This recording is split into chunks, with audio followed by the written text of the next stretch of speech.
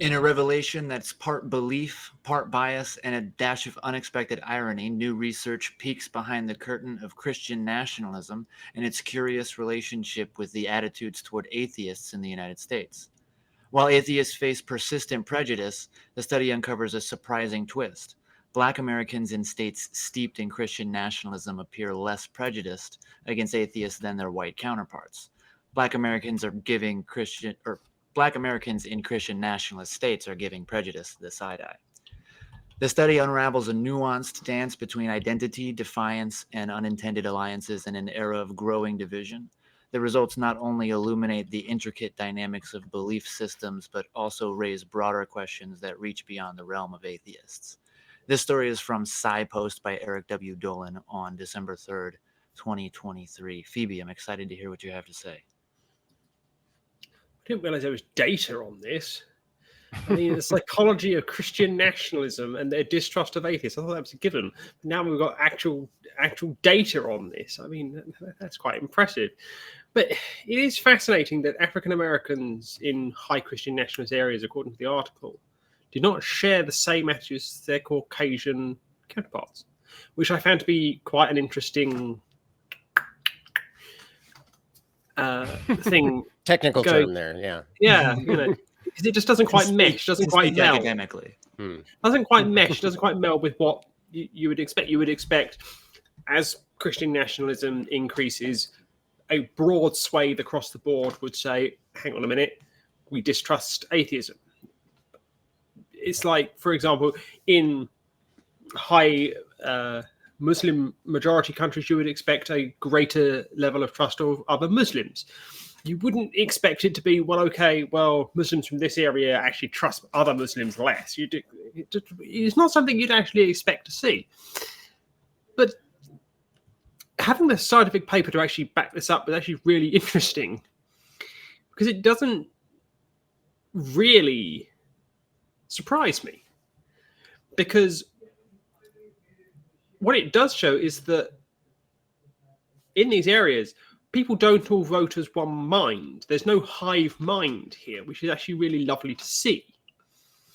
And when you actually break it down, to start breaking this down by race, and to go, well, hang on a minute, this race and this race don't all speak as one, and I've now got, data on that. That's actually quite nice to actually confirm that people actually do have individuality around these things.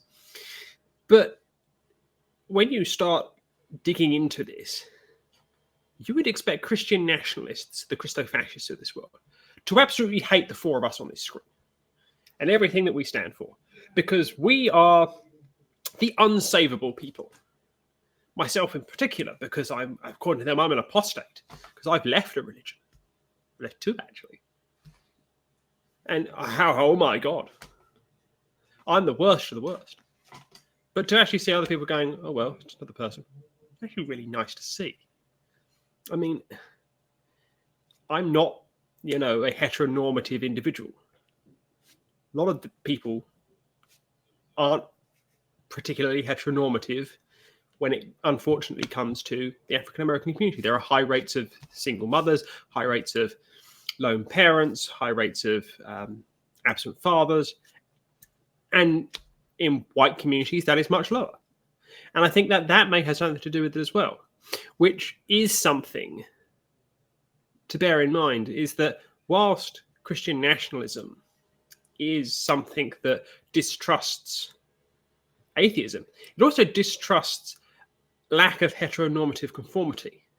So the 2.4 children, nuclear family, mother, father, children going to school academically, extracurricular activities, dog, house with 2 rooms upstairs, 2 rooms downstairs, front garden, back garden, etc. It's not something you're going to find in a lot of my local African American communities around here, because they've got high poverty rates. And high poverty rates don't generally tend to lead to the dog, the car, the house, etc. And I think that looking at this from an economic lens as well is quite interesting, because it shows that Christian nationalism is just like society itself. It is diverging and it is prejudiced against itself in these matters. So, Infidel, what's your take? Well, first, I hope that everyone has their official copy of the Great Atheist Master Plan close, because I was going to reach out and talk about it. I'd hate to be discriminated against for a group that's not prepared for. It's my wallpaper. Okay. Okay. Oh, wait. Mine is mine. I thought it was the recipe book. I forgot. I wasn't supposed to talk about that in public. I'm so sorry, Scott. But seriously, I hate to call us a religious group. We're not a religious group. I mean, we're the lack of religious group, but we are one of the fastest growing. And I understand why the Christian nationalists are so anti-atheist. And it's not just the fact that we disagree or we stand for or we're something different than what they believe. It also goes down to what they're told time and again. When you sit and listen to what people standing behind a piece of wood or screaming at their people and telling them about people like us and people that are not like them, whatever them is. And that's always a new term depending on who's saying it. But, this negativity makes sense. And you mentioned the common ground. I think that what we're seeing is the convergence of whites becoming a plurality and no longer a majority in this country, along with Christianity losing control. And these people are feeling concern and anger from both sides. And yes, they're taking it out on other people. And it's out of fear. It's out of fear of change and something different. They're getting older.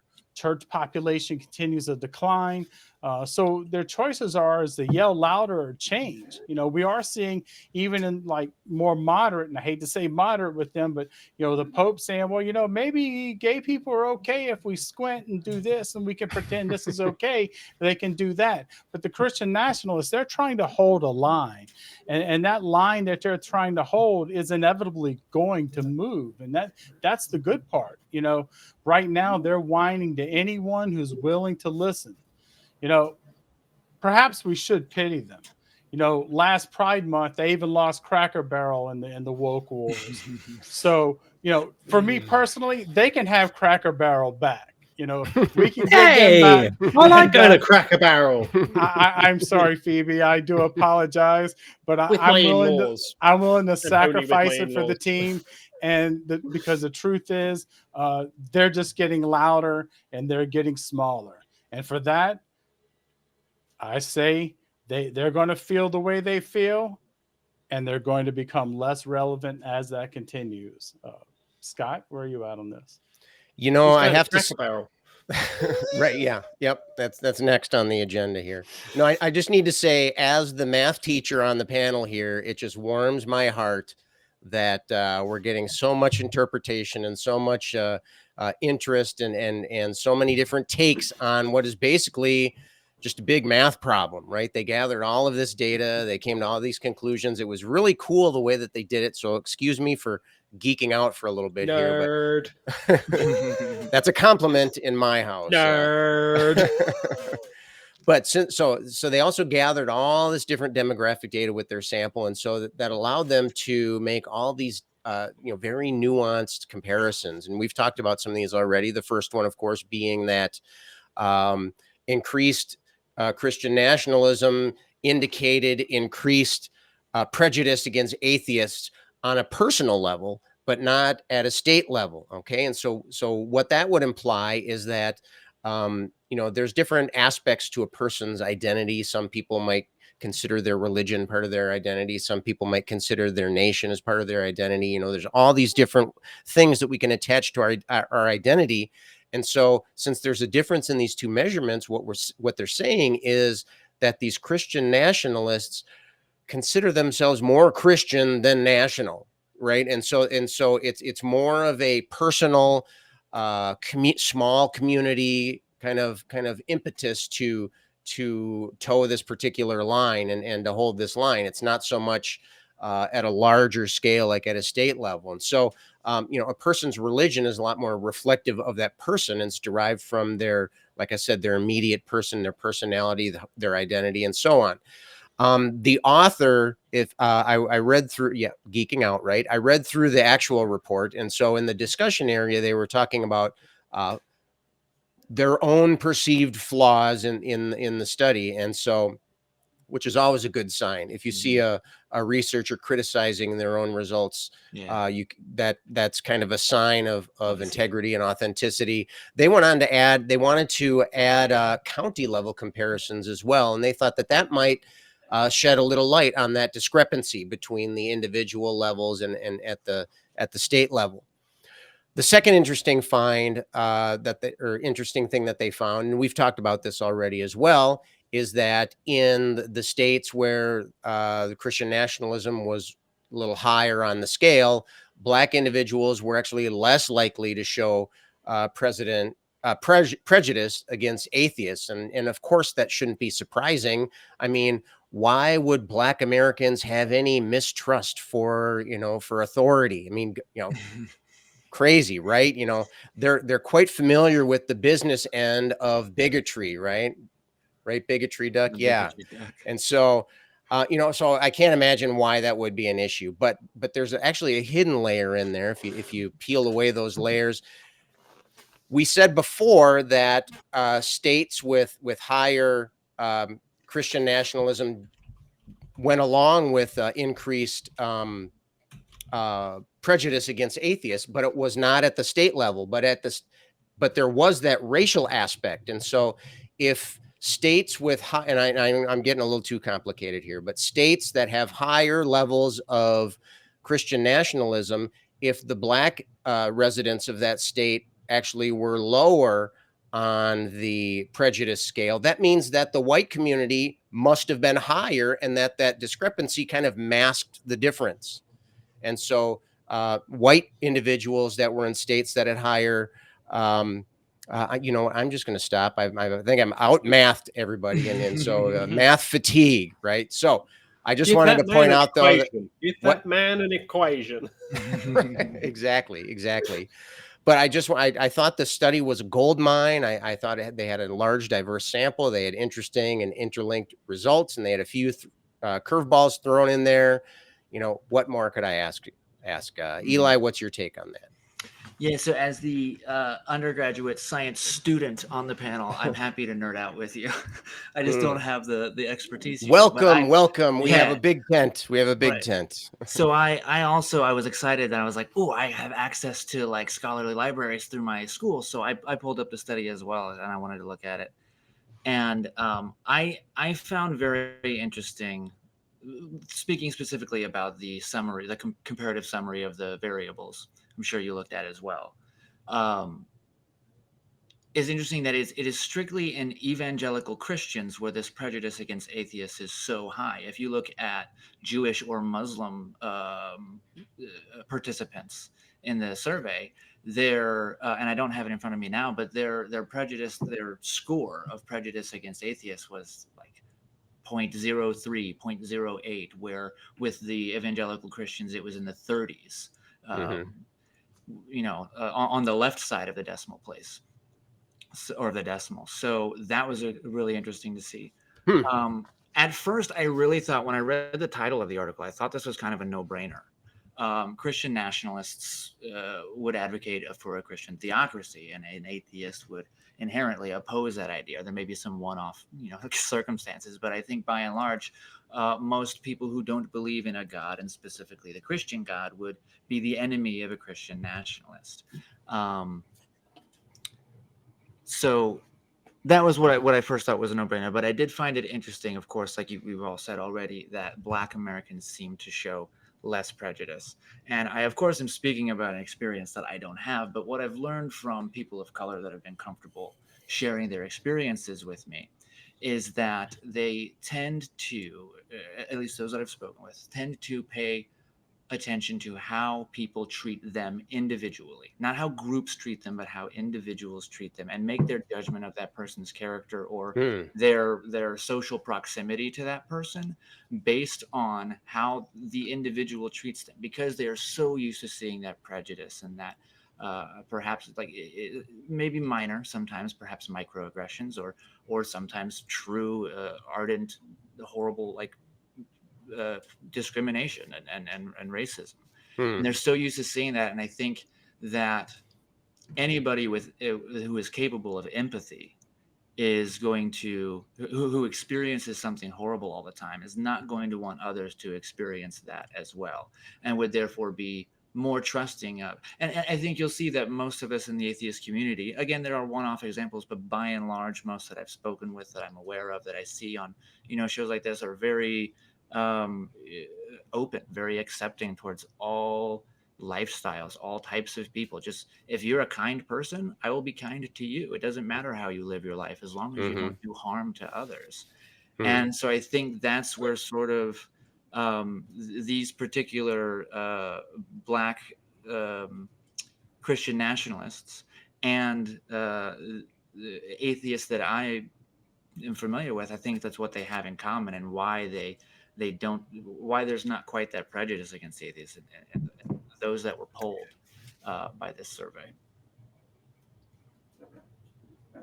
That's great. That's great, and that's interesting what you were just talking about, because it implies that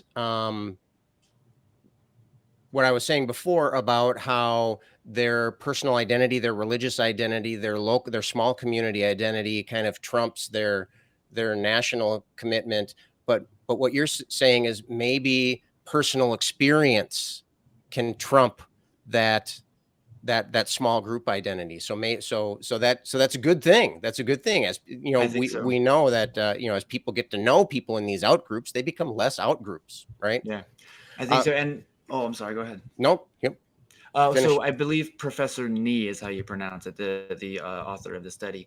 Their interpretation was that it was a sort of coming together, like the Black Christian nationalists and the atheists that are both victims of bigotry and oppression, coming together as no, we'll fight against it. I don't think it's quite that. I don't think it's an intentional union. I think it's just, as I described, it's just a natural result of being the victim of that prejudice by Christian nationalists and others. Would you say they're strange bedfellows? Sure. Yeah. One could, I'd say. I have a question for the group, for the panel here. Again, this is from the discussion section. They were reflecting in ways that they could improve their study. The author wondered, quote, does individual Christian nationalism cause prejudice against atheists, or does an anti-atheist attitude strengthen one's beliefs in Christian nationalism? So this is the causation versus correlation thing. So they saw that there was a correlation, but they pondered of what could be the cause. Is the Christian causing the nationalism, or is the nationalism causing the Christian, or the other way around? Infidel, what's your thoughts? Oh, without a doubt, the Christianity aspect is driving the bus. They want Christian nationalism, but to get that, you have to have Christianity as the ultimate lawbringer, lawgiver, and that's what they want. They really do want a theocracy. I really do believe that when it comes down to it, the more extremist people on this end are looking for something that is totally incompatible with what we see as a government. We talk about this as unconstitutional or constitutional protections. We have people like the Speaker of the House right now, who wants to have a constitutional convention. So when you have people like this governing our system, what these Christian nationalists want is something completely incompatible with the form of government that we're talking about, what we understand. Something completely different. Eli? I tend to agree with you. I think it is overwhelmingly the Christian nationalism leading toward the anti-atheist attitude. I wouldn't say there is an insignificant amount of it being the other way, though. I think people who may not have leaned toward Christian nationalism may have been I'm conservative and I'm a Christian, and then maybe have encounters with atheists, or hear stories, or they're being taught about atheists or atheism by their church or their pastors or their religious community, and getting ideas based on that, and then leaning more towards the Christian nationalist standpoint because that makes them feel united against, the sick, horrible atheists. So you're saying they're identifying as Christians first, and then they're saying, well, I guess I better hate atheists now. And so then they do that as a result, and then the whole thing kind of gels together in one big nasty whatever. Yeah, I think more not like a decision to hate just for the sake of hating necessarily in all cases, probably not. But So maybe subconsciously then. yeah, just starting to like, oh well, I'm a Christian and atheists are not Christian, and atheists hate God because of course that's the reason we're atheists. We're just mad at God. Yep. So go ahead. What they hear behind the pulpit, what they hear time and time again, what they're literally hearing. the dehumanization of atheists. Sorry, and I think that's what leads to their anti-atheist attitude. Phoebe, what do you think? We'll give you the last take on this. Is the Christian nationalism causing the prejudice against atheists, or is that other way around? Well, you can't have this kind of prejudice against atheism unless you've learnt it somewhere. Because you can't walk down the street and have a sign above your head saying atheist, theist. It just doesn't work like that. It must have come from somewhere. And it seems blindingly obvious that this has come from Christian nationalism, because Christian nationalism at its fundamental heart is a belief system.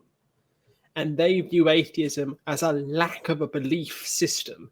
And that breaks the metric that they run by.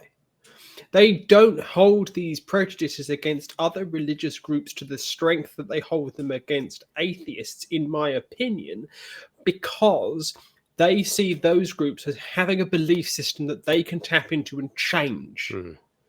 And the people that they dislike the most are the ones that they consider the apostates that are now the atheists, and they only focus. You abandoned God, blah, blah, blah, blah, blah. That's an atheist. What they will never say is this person never had a belief in a deity to start with, which is also a valid form of atheism. Not everybody is born with a religion, and anybody who says you are born with a religion can go and take that attitude and shove it up their ass, because nobody is born with a religion. Religion is taught in the same way prejudice is taught. And this prejudice comes hook, line, and sinker from the religion that is taught and the nationalistic dogma in this extreme interpretation of Christianity that does nothing but on a fundamental level push prejudice. True. Enough said. I think I can't I think we're all in agreement on that. And on that note, I want to thank Infidel64, Phoebe Rose, and Eli for joining me on Nonprofits today. I really wish this conversation could keep on going. And if you would like the conversation to keep going, just click right up here.